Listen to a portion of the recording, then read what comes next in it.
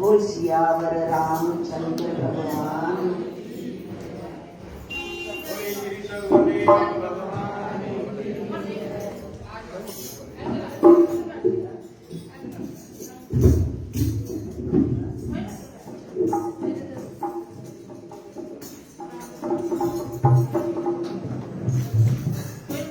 मेरी आँखों में सतगुरु जी नजारा हो तो तेरा हो। मेरी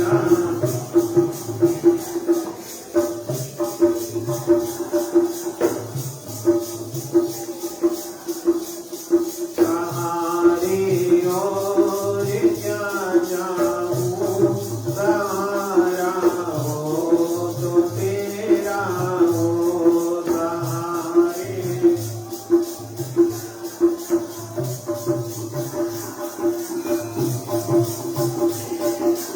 ओ मेरी आँखों में सतगुरु जी नजारा हो तो तेरा हो। मेरी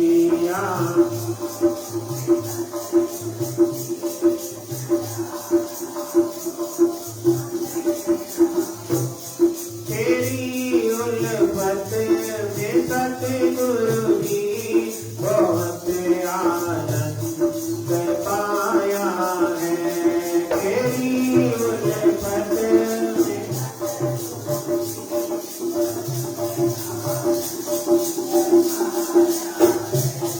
दुखों से हो रे हरे गम से प्रभु तुमने बचाया है। दुखों से हो रे हरे गम से प्रभु है। मेरे दिल में कोई जलवा उतारा हो तो तेरा हो।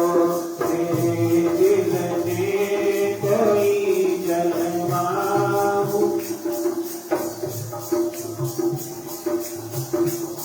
मेरी आँखों में सतगुरु जी नजारा हो तो तेरा हो। मेरी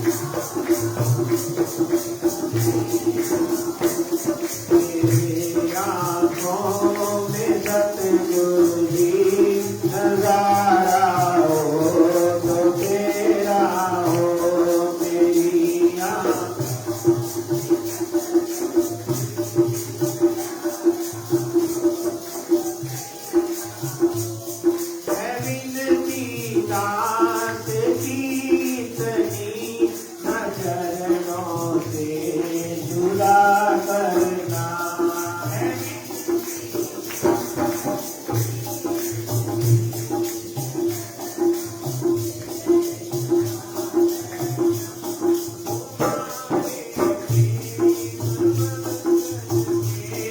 जीना मेरा मेरा मरना तुम्हारे प्रेम रहे। जीना मेरा मरना जगत के प्रयोगार में इशारा हो तो तेरा हो। जगत के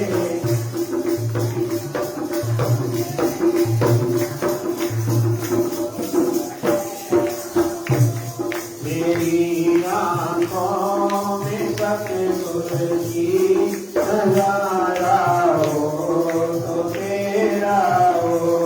मेरी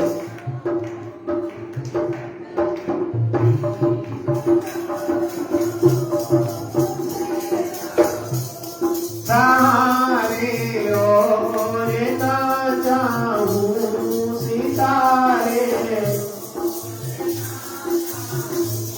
सहारा हो तो तेरा हो।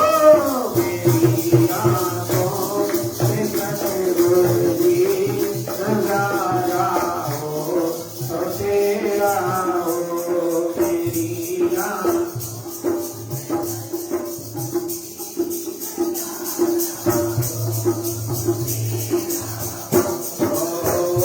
नमो भगवते वासुदेवाय।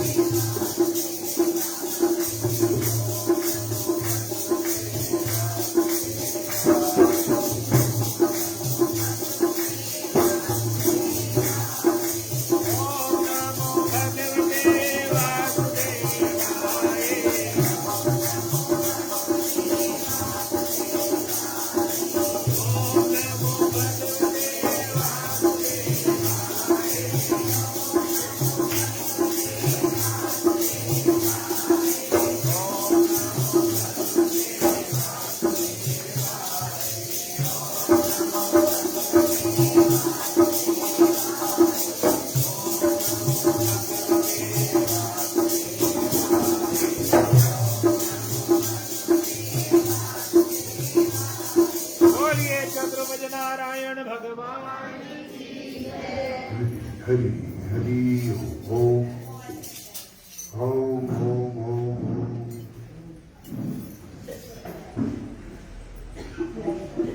हरि ओम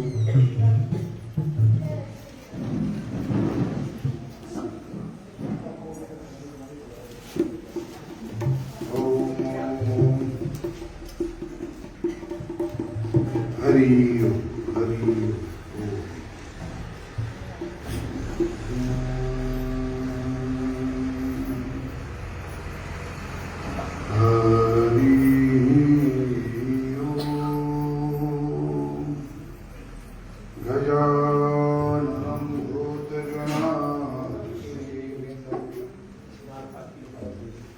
कपित्थजम्बो फलचारुभक्षणम्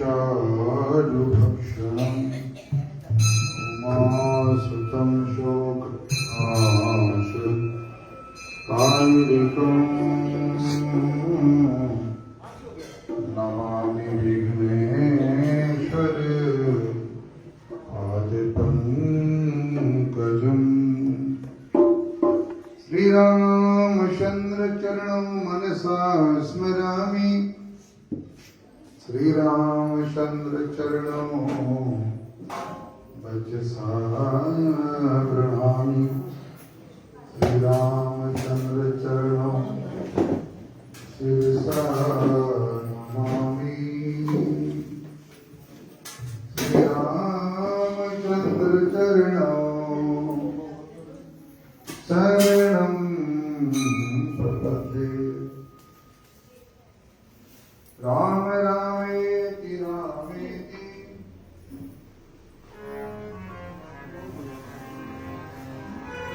रमे रामे मनोरमे सहस्रनाम तत्तुल्यं श्रीराम नाम वरानने मोकं करोति वाचालं पङ्गुलं भयते गिरिं यत्कृपातमहं वन्दे परमानन्दमाधवम् नमो देवी सर्वभूतेषु शक्तिरूपेण संस्थिता नमस्तस्यै नमस्तस्यै नमस्तस्यै नमो नमः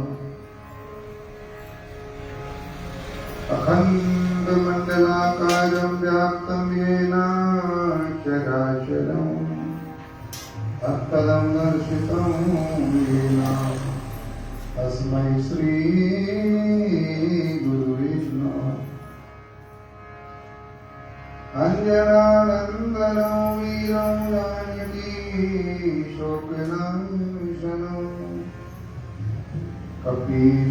कपीशमक्षहन्तारं वन्दे लङ्काभयङ्करम् ॐ शान्ति शान्ति शान्ति सत्संग सदा होकाग्रहे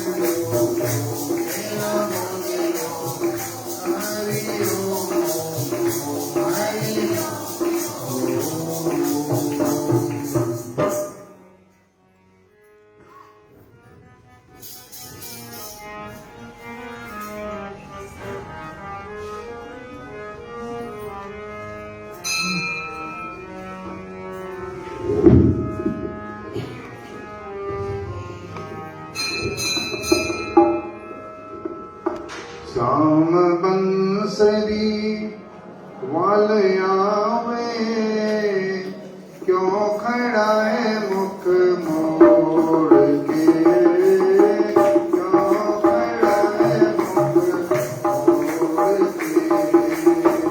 राम बंसरी आए आवे, क्यों खड़ा है मुख मोड़ के, क्यों खड़ा है मुख मोड़ के। राम बंसरी आए आवे, क्यों खड़ा है मुख मोड़ के, क्यों खड़ा है मुख मोड़ के। कौआ का तेरिया में आप के रामा, कौआ का तेरिया में आप के रामा, दैया पिछानु मोड़ के, दैया पिछानु। गौआ का तेरिया में आप के रामा, लैया पिछानु मोड़ के, लैया पिछानु मोड़ के। पागलवनिया वही कलवनिया, पिछलवनिया मेथरी।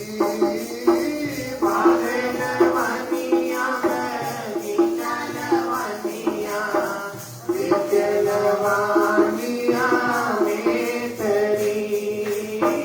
हम मेरे दा पीला पीताम्बर, हम मेरे दा पीला पीताम्बर, राधा की साड़ी केसरी, राधा की साड़ी केसरी। राम बंसरी आले आवे, क्यों खड़ा है मुख मोड़ के, क्यों खड़ा है मुख पागलवनिया वही कलवनिया, पिछलवनिया। पागलवनिया वही कलवनिया, पिछलवनिया वेरिया। पागलवनिया वही कलवनिया, पिछलवनिया वेरिया। पाकी का गला श्यामा, पानिया फूलिया, पाकी का गला श्यामा, पानिया फूलिया, यादा ना फूलिया तेरिया, यादा ना फूलिया तेरिया। राम बंसरी आले आवे, क्यों खड़ा है मुख मोड़ के, क्यों खड़ा है मुख मोड़ के। पागलवनिया वही कलवनिया, पिछलवनिया कलिया। पागलवनिया वही कलवनिया, पिछलवनिया कलिया। मथुरा रोना, गोकुल रोना, मथुरा रोना, गोकुल रोना, डोलिया ब्रजनिया गलिया, डोलिया ब्रजनिया गलिया। राम बंसरी आले आवे, क्यों खड़ा है मुख मोड़ के, क्यों खड़ा है मुख मोड़ के। पागलवनिया वही कलवनिया, पिछलवनिया जमुना।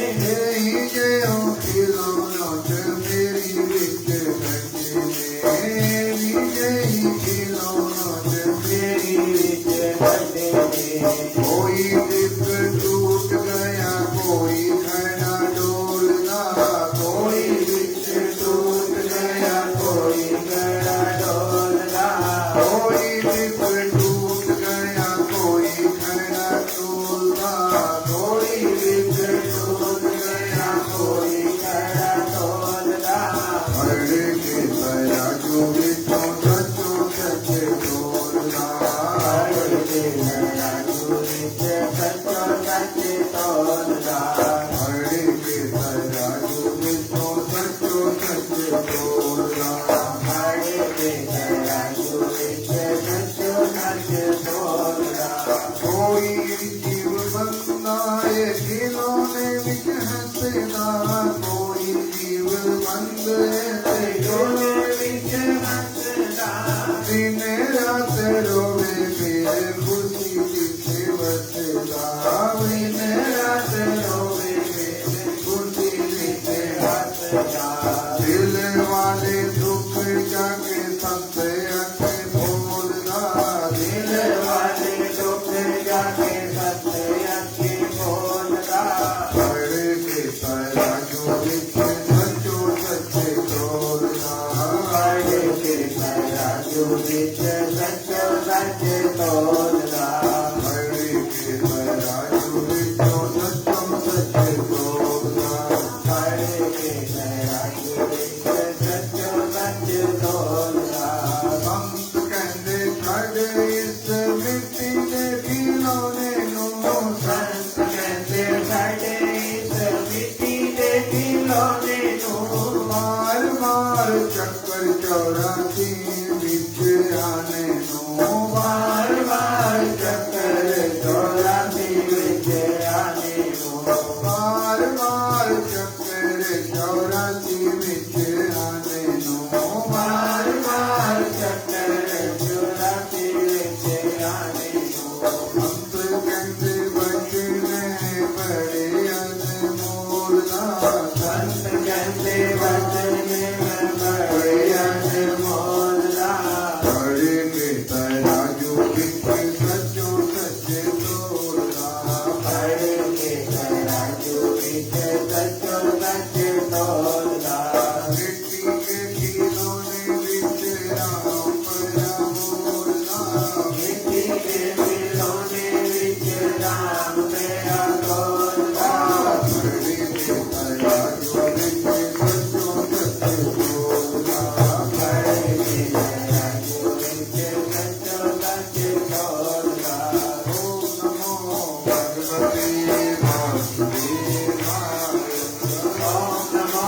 भगवते वासुदेवाय ओम नमो भगवते वासुदेवाय ओम नमो भगवते वासुदेवाय ओम नमो भगवते वासुदेवाय वासुदेवाय हरि नंदनंदनाय वासुदेवाय हरि नंदनंदनाय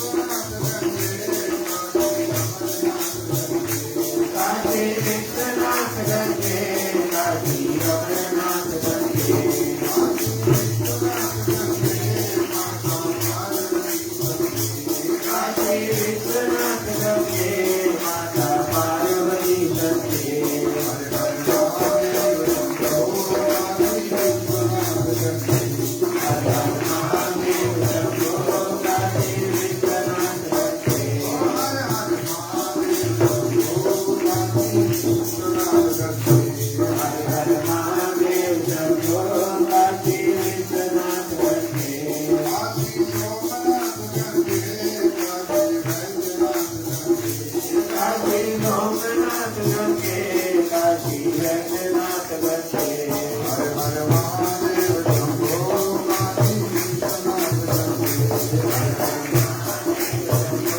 काशी विश्वनाथ जगते श्री महारानी नमो नमो दुर्गा महारानी नमो नमो दुर्गा महारानी नमो नमो दुर्गा महारानी नमो नमो हरि की पटरानी नमो नमो हरि की बजरानी नमो नमो हरि की पटरानी नमो नमो हरि की बजरानी नमो नमो जय गंगे मैया नमो नमो जय गंगे मैया नमो नमो जय गंगे मैया नमो नमो जय गंगे मैया नमो नमो यमुना महारानी नमो नमो यमुना महारानी नमो नमो यमुना महारानी नमो नमो यमुना महारानी नमो नमो जय गैया मैया नमो नमो जय गैया मैया नमो नमो जय गैया मैया नमो नमो जय गैया मैया नमो नमो सीता महारानी नमो नमो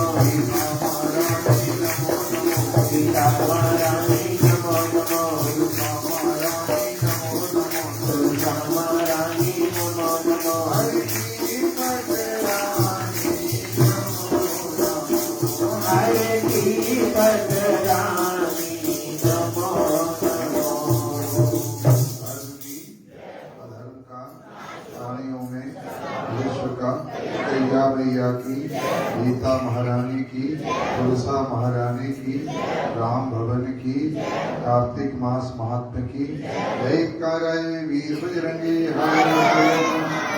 जय जय श्री राधे जय जय श्री राधे जय जय श्री राधे श्याम।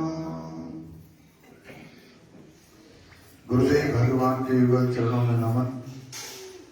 रमन जी, उपस्थित सभी ट्रस्टीगण, महिला मंडल की बड़ी मातृ शक्ति, उपस्थित सभी भगवत भक्त प्रेमी बंधुओं, भक्ति स्वरूपा माताओं, शक्ति स्वरूपा बहनों एवं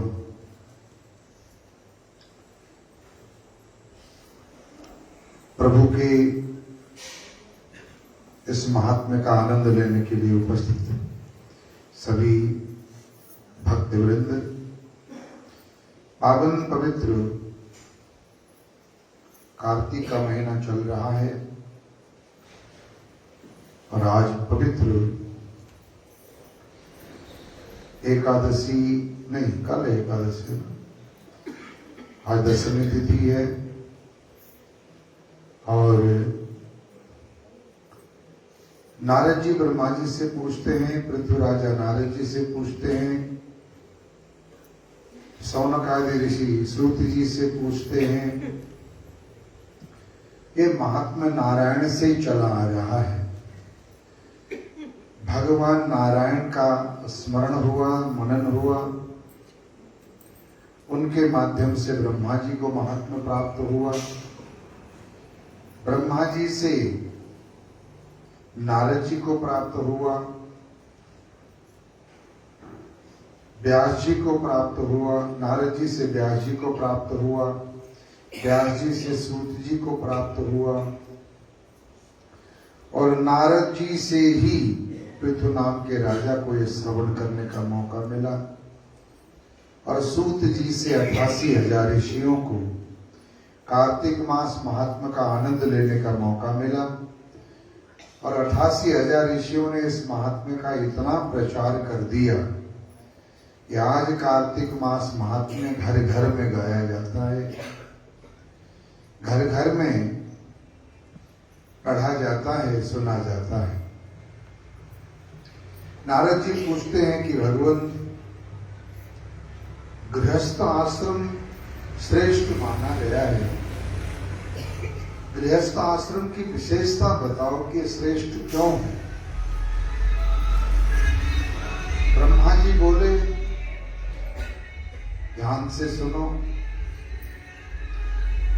देखो भाई, जितने भी आश्रम हैं, चाहे संन्यास आश्रम हो, वानप्रस्थ आश्रम हो, गृहस्थ आश्रम हो, ब्रह्मचर्य आश्रम हो, सभी आश्रमों का आश्रय ही गृहस्थ आश्रम है। सभी लोग केवल गृहस्थ आश्रम में ही आश्रय लेते हैं। सभी को आश्रय देने वाला आश्रम ही गृहस्थ आश्रम है। सभी का पेट केवल गृहस्थ आश्रम से भरता है। चाहे पितृगण हो, जैसे गंगा आदि नदी समुद्र में पहुंचती हैं, जैसे जितने भी जीव मात्र हैं माता का आश्रय करके जीते हैं, वैसे ही सभी आश्रम गृहस्थ का आश्रय करते हैं। जितने भी भिक्षु हैं, देखो कौन कौन है भिक्षु। भिक्षु 6 तरह के माने गए हैं। ब्रह्मचारी भिक्षुक है जो गृहस्थ आश्रम के माध्यम से ही पलता है। सन्यासी भी भिक्षु है, इनको भी गृहस्थ आश्रम का ही आश्रय रहता है। गुरु सेवा करने वाला सेवक ये भी भिक्षु है, इसको भी गृहस्थ आश्रम का ही आश्रय रहता है। जिसका कोई नहीं है, अनाथ है, जो चलता फिरता मुसाफिर है, एवं जो जिसका कोई जीविका नहीं, जीविका रहित है, ये सभी 6 प्रकार के भिक्षुक माने गए और इनका सबका आश्रय ही गृहस्थ आश्रम है। कोई सन्यासी तुम्हारे घर में आए तो उनके चरण धोकर, उनको जल पान कर सबसे पहले पूछने का विधान है। जल तो सभी को ही पूछा जाता है। सन्यासी यदि तुम्हारे घर में भोजन करने आता है तो जितने भी अन्न सन्यासी ग्रहण करता है, वो सारा का सारा अन्न मेरु सुमेरु पर्वत के समान तुमको वापस मिल जाता है। सन्यासियों का ये आशीर्वाद है। जिसके घर में अतिथि को विश्राम के लिए आश्रय मिलता है, उस घर में भगवती महालक्ष्मी का हमेशा वास रहता है। लक्ष्मी चंचल है, एक जगह रुकती नहीं है, लेकिन अतिथि सेवक के घर में लक्ष्मी भी निरंतर निवास करती है। गृहस्थ आश्रम क्यों श्रेष्ठ है, उसके बारे में महात्म्य सुनाते हैं, ध्यान से सुनना। राजा और ब्राह्मण का विवाद है। उत्तानपाद का पुत्र उत्तम नाम का राजा था, सभी का आदर करने वाला, बलवान था। एक दिन राजा मदिरा सेवन कर रहा था, अपनी पत्नी से भी कहने लगा तुम भी मदिरा पियो।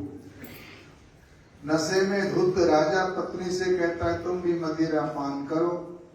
पत्नी ने साफ इनकार किया कि मैं मदिरा नहीं पीऊंगी।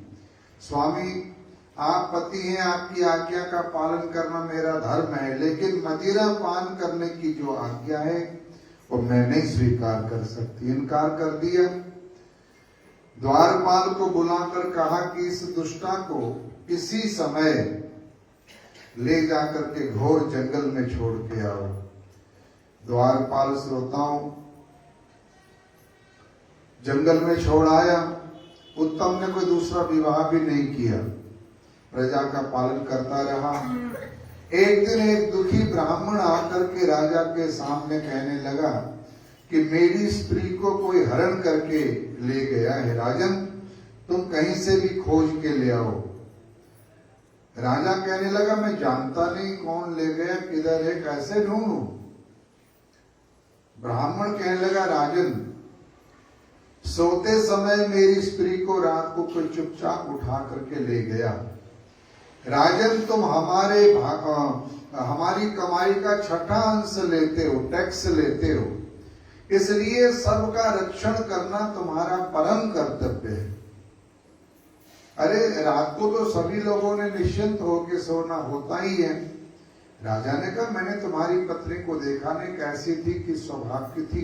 ब्राह्मण कहने लगा कठोर बोलने वाली, बहुत लंबी, हाथों छोटे छोटे हाथ, सूखा मुंह, लंबे लंबे दाढ़, देखने में कराल, बहुत लंबे लंबे बाल, कठोर स्वभाव की, खराब, छोटे नितंबों वाली, होठों की कटी, काले रंग की मेरी पत्नी है, कहीं से भी मेरी पत्नी को खोज के लाओ।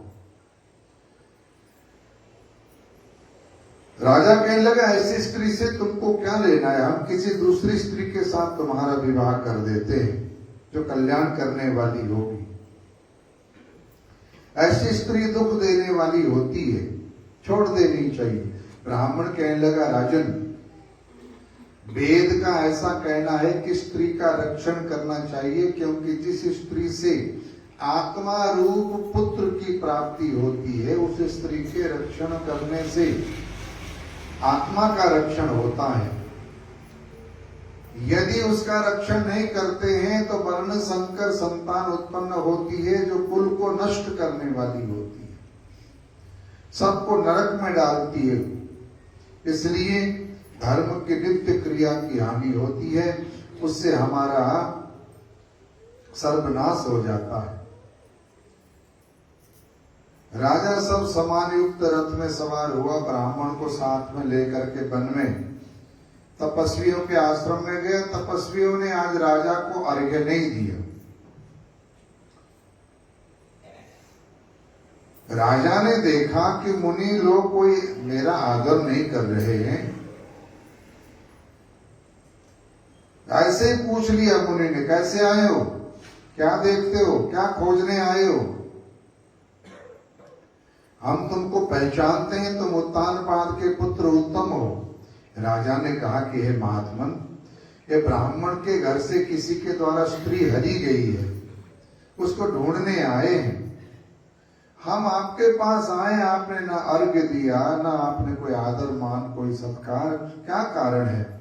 महात्मा बोले तुम राजा हो, अर्घ्य देने योग्य हो, लेकिन हम तुमको अर्घ्य नहीं देंगे, क्योंकि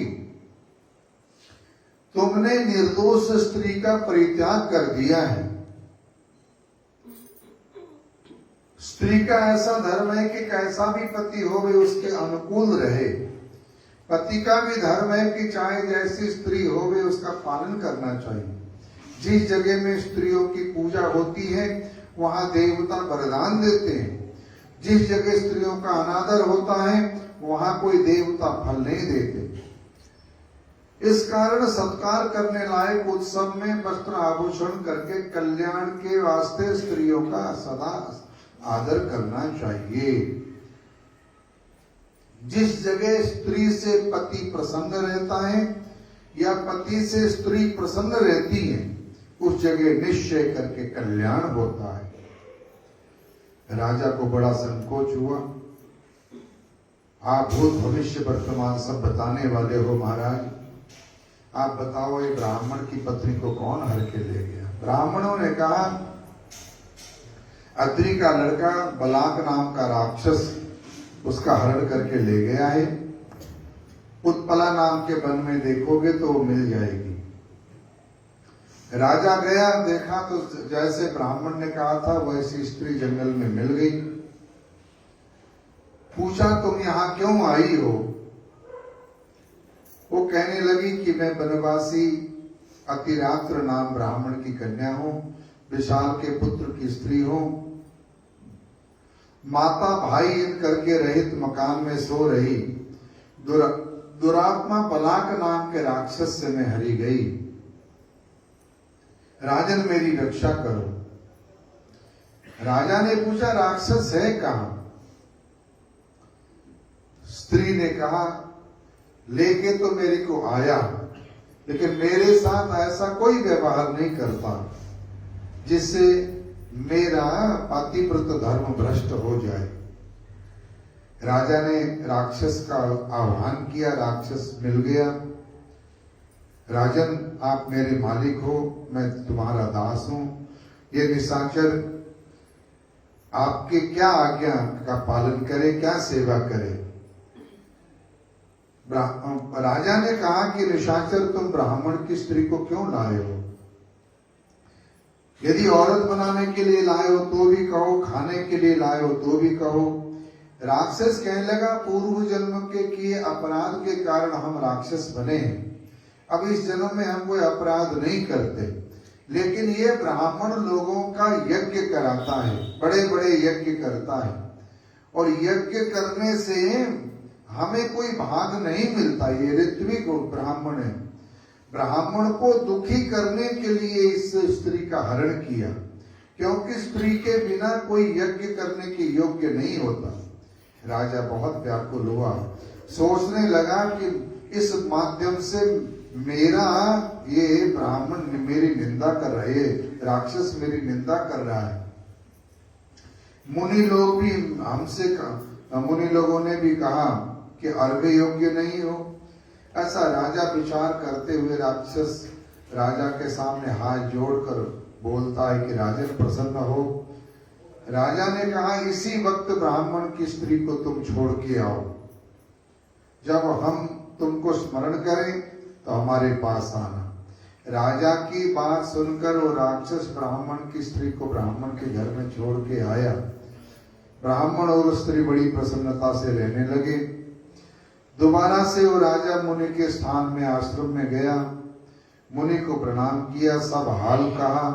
मुनि बोले, हमने सब हाल जाना, तुम्हारा जो कर्तव्य है सुनो। स्त्री पुरुषों को अर्थ और काम देने वाली होती है। जिस पुरुष के स्त्री नहीं है उसको इस लोक में और परलोक में सुख नहीं होता। स्त्री का भी धर्म है कि पति को ना छोड़े, चाहे पति दुखशील, दुष्ट, भाग्य, वृद्ध, जड़, रोगी, दरिद्री हो, लेकिन पातकी ना हो, पातकी ना हो। पुरुष का धर्म है कि स्त्री को छोड़े नहीं, चाहे दुशीला, कर्कशा, वृद्धा, रोगिणी, जिसके लड़के मर जाते हो, चाहे ऐसी हो, पर व्यभिचारिणी ना हो। राजा ने कहा कि भगवान, मैं क्या करूं? मेरी स्त्री बड़ी धर्मात्मा, बड़ी पतिव्रता है, लेकिन मैंने बड़ा अपराध किया। पतिव्रता स्त्री को वन में छोड़कर हम बहुत पछता रहे हैं। पता नहीं कि सिंह व्याघ्र के द्वारा शायद खाई गई। ऋषि बोले कि हे राजन, तुम्हारी पतिव्रता स्त्री पाताल में है, किसी के द्वारा खाई नहीं गई। वो हैरान हो गया राजा, कौन ले गया गुरुदेव, आप बताओ। ऋषि बोले कि नागलोक में सतपोत नाम नाग है, उसने तुमसे छोड़ी गई तुम्हारी स्त्री को वन में घूमते देखा। रूप, मद, गर्भ या अनुराग से युक्त सब कारण जानने वाले मायावी नाग से पाताल में ले जाई गई हो तुम्हारी स्त्री। उस नाग की कन्या ने तुम्हारी स्त्री को छुपा रखा है। नाग ने अपनी बेटी से कहा, वो स्त्री को दो, कहाँ है? तो नाग कन्या नंदा ने कहा कि मैं नहीं जानती वो कहाँ गई, लेकिन छुपा के रखा उसने, क्योंकि पर स्त्री के साथ कोई गलत काम ये नाग देवता न करे। सो पाताल में तुम्हारी स्त्री है, उसके लाने के लिए राजन यत्न करो। राजा ने उसी राक्षस का स्मरण किया जिसने ब्राह्मण की स्त्री को हरा था। राजा बोला कि आप ब्राह्मणों में श्रेष्ठ हो, सो अपने धर्म के पालन से कृतार्थ हुए। महाबली बलाक नाम के राक्षस का स्मरण किया। वो राक्षस राजा के पास आया, राजा को प्रणाम करके कहने लगा कि महाराज मैं क्या सेवा करूं? तब राजा ने अपना हाल कहा। राजा का हाल सुन करके वो राक्षस पाताल में जाकर राजा की स्त्री को लाया।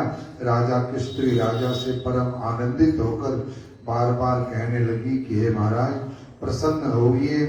तब राजा अपनी स्त्री का परम आनंद से, स्त्री से परम आनंद से मिलकर स्वर्ग का सुख भोगने लगा। राजा ने स्त्री को धर्म की सहायता करने वाली माना। ब्रह्मा ने कहा कि हे नारद, गृहस्थ आश्रम का महात्म्य हमने विस्तार से कहा। गृहस्थ आश्रम सर्वोत्तम सर्वश्रेष्ठ आश्रम है।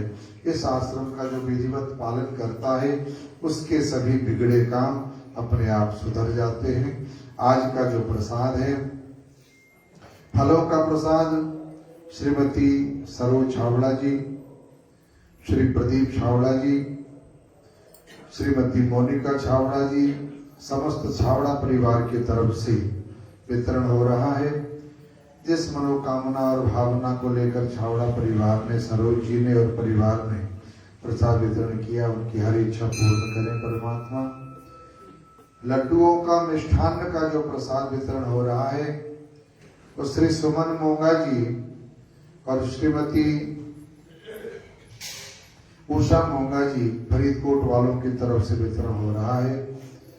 लड्डुओं का प्रसाद तो परमात्मा से प्रार्थना है समस्त मोंगा परिवार और छावड़ा परिवार के ऊपर परमात्मा सदा कृपा बनाए रखे। परिवारों में सुख रहे, शांति रहे, खुशियां रहे, हर तरह का आनंद रहे। ओम शांति शांति शांति। हरि ओम। बोले वृंदावन बिहारी। श्रद्धेय गुरु चरण उपस्थित भाग्यशालियों, प्रेम से बोलना जय श्री राम। कल यहाँ पर एकादशी है, वहीं पर कल संक्रांति है। तो पंजाब के अंदर तो संक्रांति सुनने का, संक्रांति मनाने का बहुत अधिक महत्व है।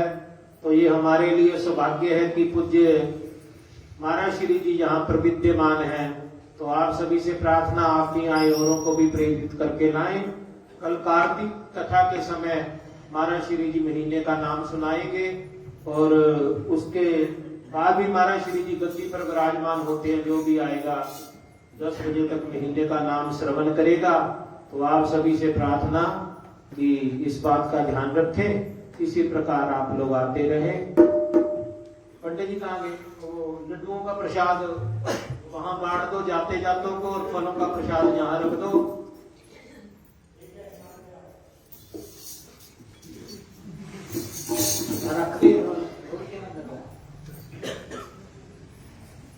श्यामा तेरी आरती कन्हैया तेरी आरती।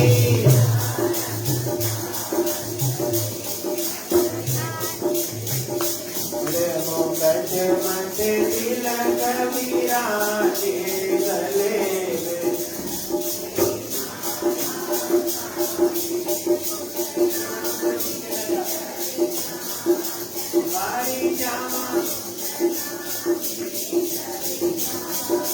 लड्डू वाला प्रसाद भी लेके जाओ भाई।